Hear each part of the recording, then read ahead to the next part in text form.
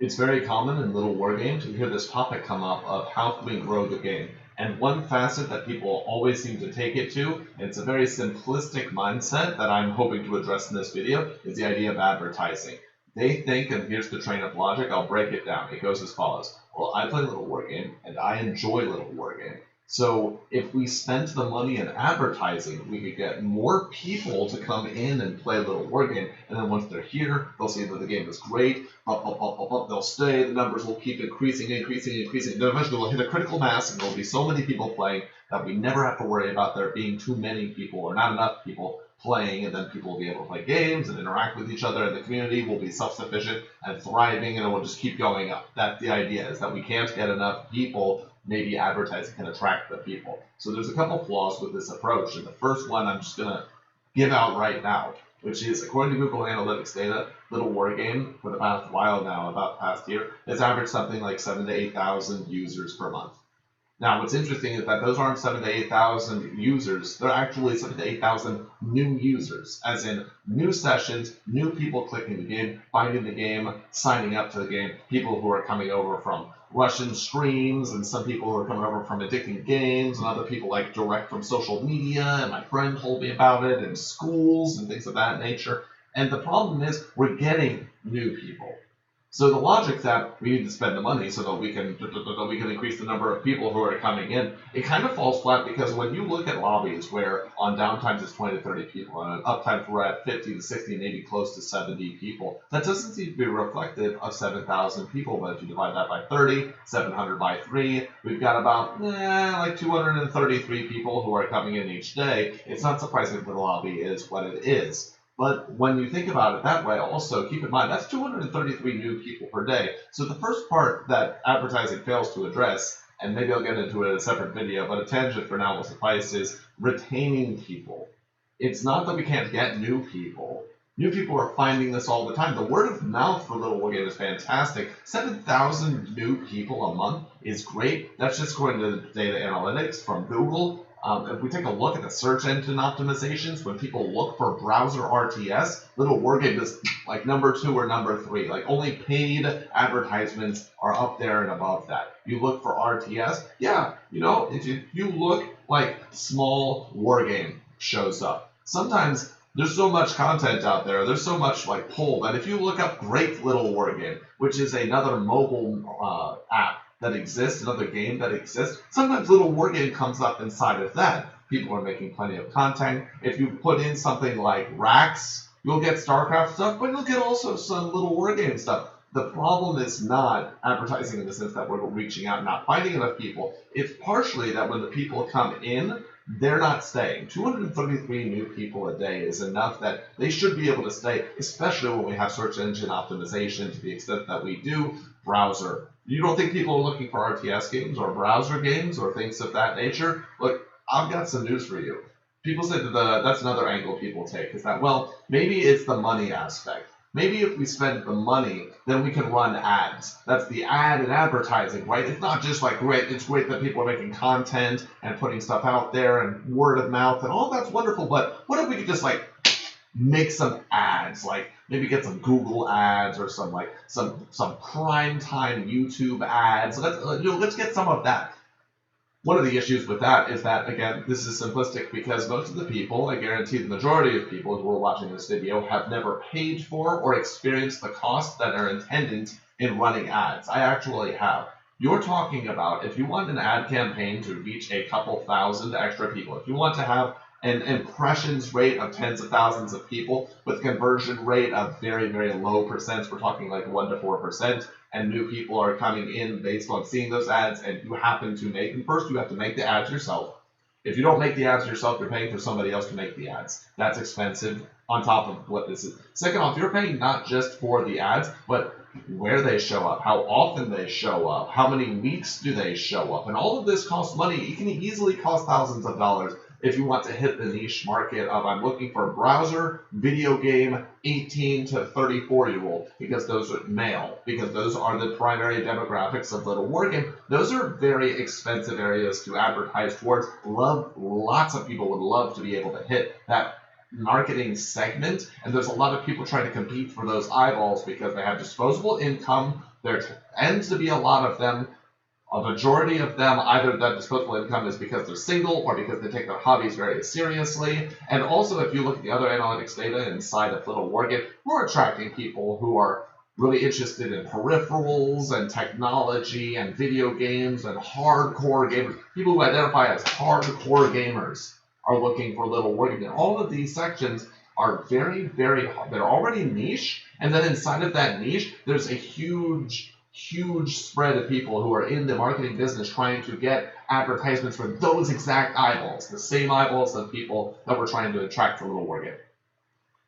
So maybe you don't think it's the issue with that, right? Maybe you don't think it's the issue of ads advertising. Maybe it's not the issue, okay, well, we're not getting enough people in.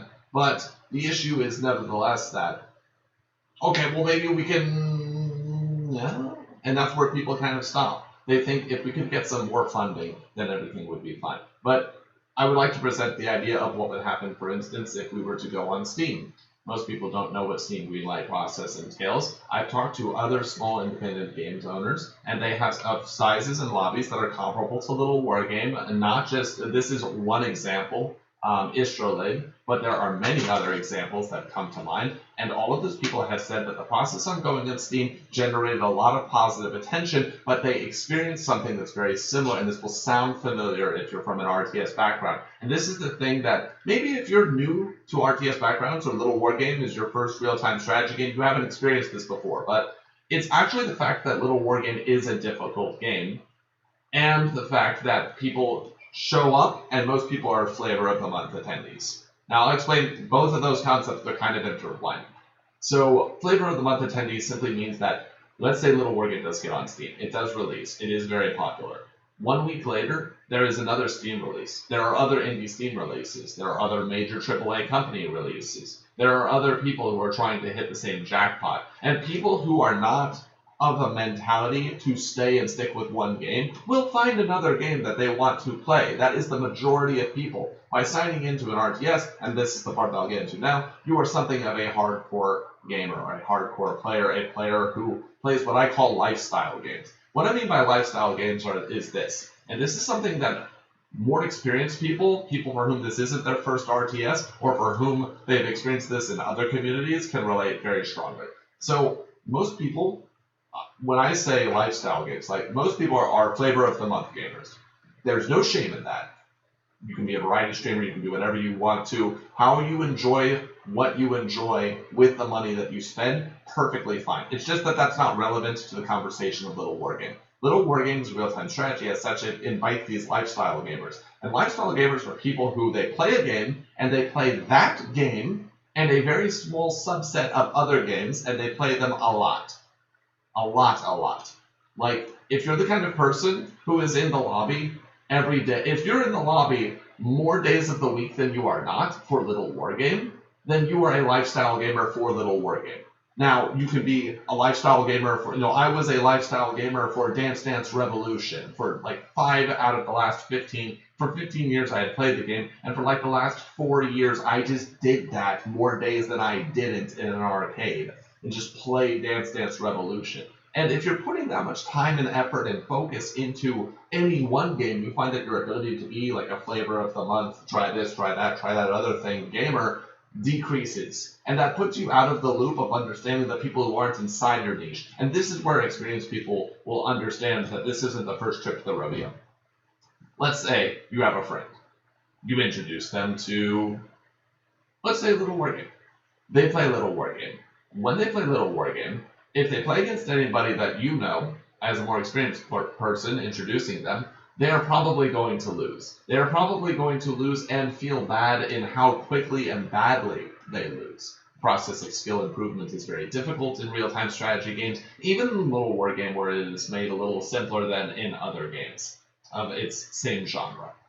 So they're going to play and they're going to lose. And then they're going to feel frustrated. Now, they might play some mods, they might play some games such as that, but in order to get to that melee experience that most people seem to enjoy about LittleWarGame, at least at its core, yeah, you're going to have to get that person to want to play and lose and lose and lose and lose and lose, and then get better and better and better, and take all this time and effort, and then eventually they win. And you can't force them to want to play until the point that they get to win or they feel some satisfaction.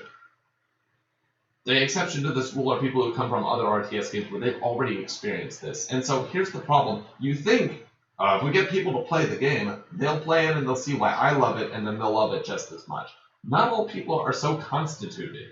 A lot of people just play other games. They play a lot of a few other games. It's very rare, actually, to have people who play StarCraft 2, LittleWarGame, Magic the Gathering to a ridiculous extent, trying to get far in tournaments, like these people who are playing speed runs and single-player challenges and streaming games for hours and hours and hours and hours a day.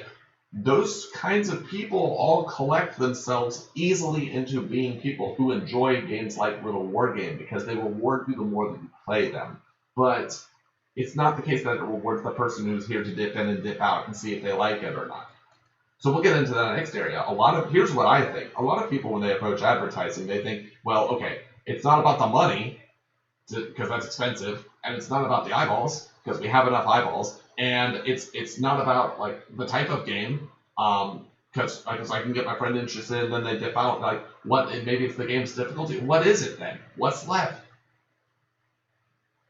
With the answer to what's left, I think the difficulty is not attracting new players, or even having those people enjoy their attention for the flavor of the month style that they tend to cater to. We have plenty of mods for just such an emergency. There are 92 pages of 12 maps each. There's something like 11, that's more than that, 910 pages. It's 11,000 maps in LittleWarGame. There's a full editor that's extremely powerful for what it is. There's a campaign, some tutorials to work with. You've got people the lobbies are consistently filling up. People can play all of these mods and do these things if they want to and reach out. And there is an active enough community that they will be able to find someone any time of day that they're on and activate that person and talk to them and network with them and try and get a game with them. That's not the problem. The problem is it's keeping those people. It's not about attracting them. It's about keeping them. And so the question is, how do you keep the people that LittleWarGame naturally attracts? If you enjoy the content that I make on this channel, or for the LittleWarGame RTS channel on Twitch, or throughout any other space that involves LittleWarGame, please consider subscribing to the Patreon link in the description box below.